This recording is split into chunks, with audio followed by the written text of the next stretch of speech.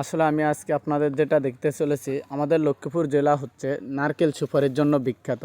কেননা নারকেল সুপারির জন্য খুব সুপরিচিত লক্ষ্মীপুর জেলা।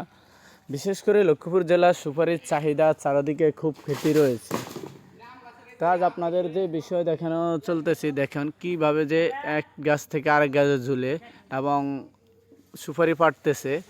আপনারা হয়তো না দেখলে অনেকে এটা বুঝতে পারবেন না কিভাবে যে তারা সুপারিগুলো পাড়ে থাকে বিভিন্ন সময়।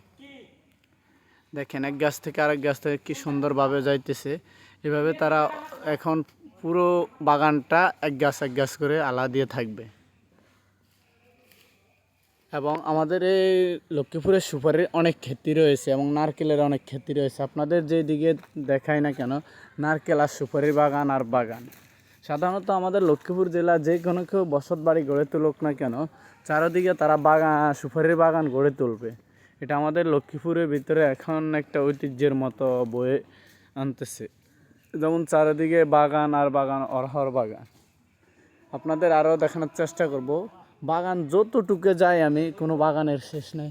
উপরে যদি দেখায় শুধু বাগান আর বাগান।